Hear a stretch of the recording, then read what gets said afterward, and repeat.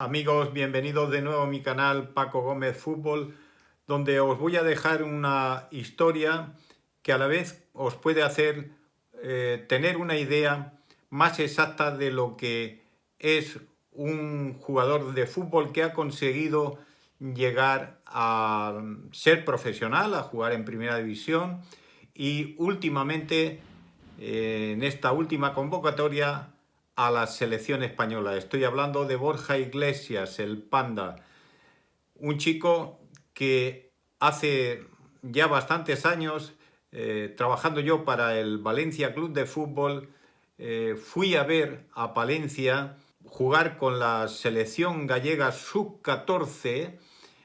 En aquel momento el Valencia buscaba un delantero para el Cadete B de la siguiente temporada y Palencia era una de las sedes donde se jugaba el Campeonato de España de selecciones territoriales. Allí me marché, vi pues todos los jugadores que componían las cuatro selecciones que estaban en aquella sede y, como digo, entre ellas la gallega, donde estaba Borja Iglesias. Y lógicamente, cuando se necesita un delantero, pues uno lo primero que busca es dentro del campo esa posición.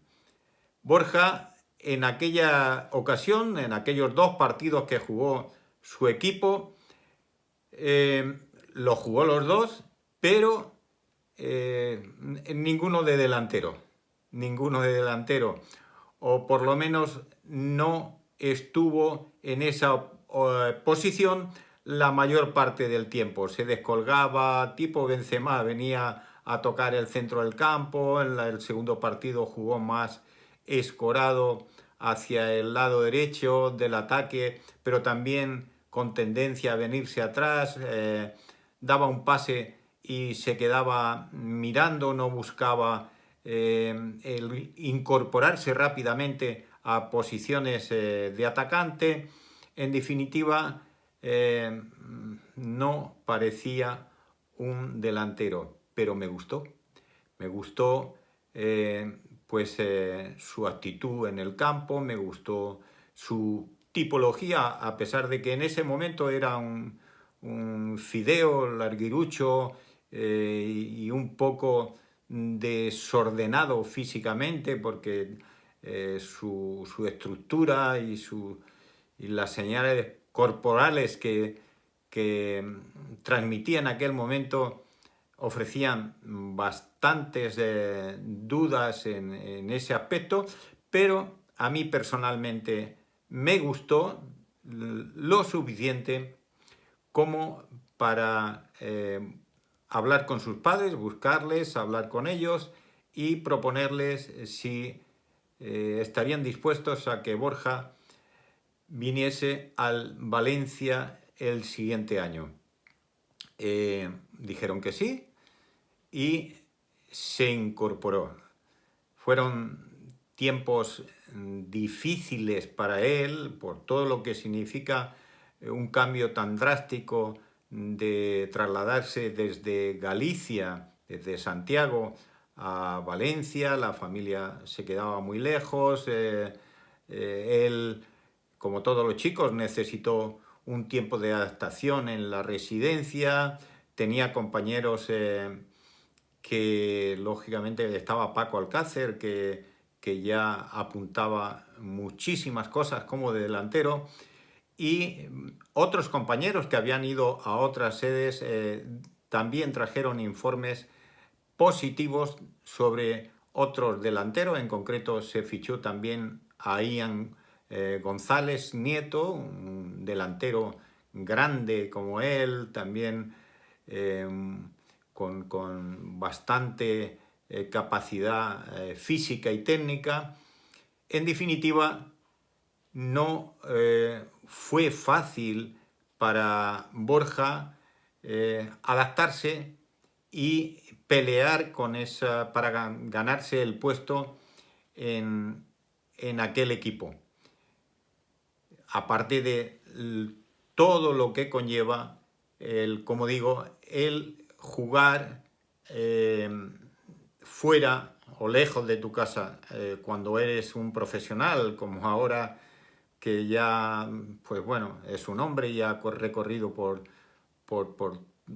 buena parte de España, puede ir a cualquier parte del mundo y no tener ningún problema. En aquel momento los chicos, él y otros muchos de fuera, tenían serios problemas de adaptación, sobre todo cuando el apego, como en el caso de Borja, hacia su propia familia era importante. Por suerte, no solo fichamos a Borja, también se fichó a Aitor Aspas, el primo de Aspas, que también sigue jugando por ahí en Segunda B. Fichamos a Álvaro Ratón, el portero que lleva 6 o 7 años ya en Zaragoza y que también es un profesional como la copa de un pino. En definitiva, vinieron 3 gallegos a Valencia, los 3 se arroparon mucho, se ayudaron ahí y al final, pues bueno, al cabo de 3 años, Borja fue cortado en el Valencia Club de Fútbol. Se nos presentó el problema a él y a mí, que en ese momento ya había dejado de trabajar para el Valencia Club de Fútbol y me había incorporado a mi trabajo como representante de buscar equipo. Se encontró al Villarreal. El Villarreal es un club que por su cercanía había visto muchísimas veces y había tenido como contrario de los equipos de la cantera del Villarreal a Borja. Decidieron incorporarlo, le conocían, pensaron que era una buena solución y allí que se fue. En Villarreal estuvo primero en el juvenil del Roda, División de Honor, marcó 32 goles, 32. El siguiente año estuvo en el juvenil A, alternando partidos con el filial de tercera división.